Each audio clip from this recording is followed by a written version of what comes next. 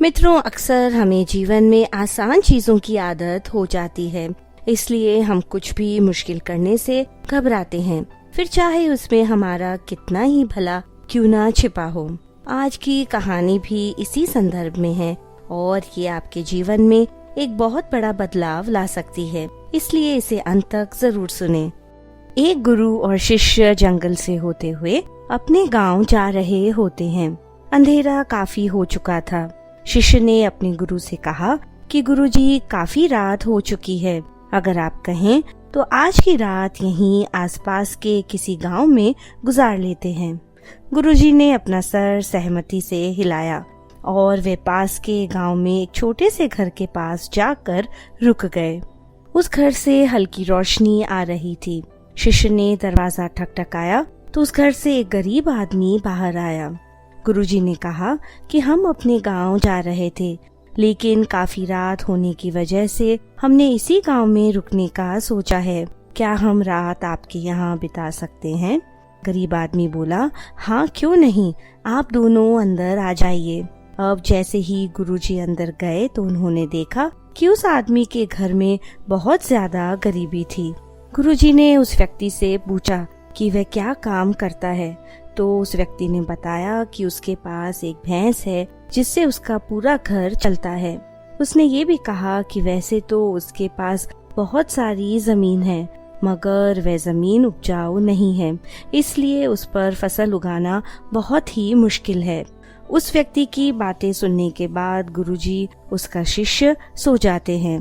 रात में जब सब लोग सोए होते हैं तब गुरुजी अपने शिष्य को उठाते हैं और उस गरीब आदमी की भैंस को लेकर अपने गांव चले आते हैं। शिष्य अपने गुरु से पूछता है कि गुरुजी, कहीं आप ये गलत तो नहीं कर रहे हैं? उस गरीब आदमी की रोजी रोटी इसी भैंस का दूध बेचकर चल रही थी। तो गुरुजी अपने शिष्य की तरफ देखते हैं और मुस्कुराते हुए आगे बढ़ जाते हैं। उस बात को तकरीबन 10 साल गुजर जाते हैं। गुरुजी का देहांत हो जाता है और उनका शिष्य अब स्वयं एक बहुत बड़ा गुरु बन चुका है। एक दिन उसे उस गरीब आदमी की याद आती है कि मेरे गुरु ने उस आदमी के साथ अच्छा नहीं किया था। मुझे एक बार चलकर देखना चाहिए कि वह आदमी अब किस परिस्थिति में रह रहा है। वह शिष्य उस गांव की तरफ जाता है और वहां जैसे ही पहुंचता है तो देखता है कि जहां पर उस गरीब आदमी का झोंपड़ा था, वहां पर एक बड़ा ही आलीशान महल बन चुका था और उस झोपड़े के बाहर जो बंजर जमीन थी, उस पर फल और फूलों के बगीचे थे। तभी उधर से उस घर का मालिक आता है।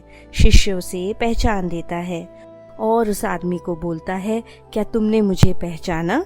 वह आदमी शिष्य को पहचान लेता है और बोलता है कि उस रात आप कहाँ चले गए थे? उस रात के बाद मेरी भैंस भी कहीं नजर नहीं आई। मेरे पास जीवन यापन का कोई और रास्ता नहीं था, तो मैंने अपनी बंजर भूमि पर खूब मेहनत की और उसमें से फसल निकल आई। आज मैं इस गांव का सबसे बड़ा और अमीर आदमी बन चुका हूँ। ये सुनने के बाद शिष्य के मन में अपने गुरुजी के लिए और इज्जत बढ़ गई। आज उसे समझ में आया था कि गुरुजी उस दिन उस व्यक्ति की भैंस को लेकर क्यों वहाँ से चले गए थे। मित्रों, उस आदमी की तरक्की उस भैंस की वजह से रुकी हुई थी। वैसे ही हमारी जिंदगी में भी कई छोटी बड़ी चीजें होती है जिन्हें हम पकड़कर बैठे रहते हैं, जिनकी वजह से बड़े बड़े मौके हमारे हाथ से निकल जाते हैं। ये तो परम सत्य है कि इंसान पर जब भी कोई तकलीफ आती है तभी वह जीने का नया रास्ता खोजता है। मुश्किलें इंसान को ठोस बनाती हैं।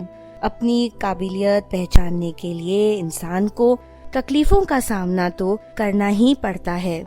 सोना भी आग में तपकर ही निखरता है।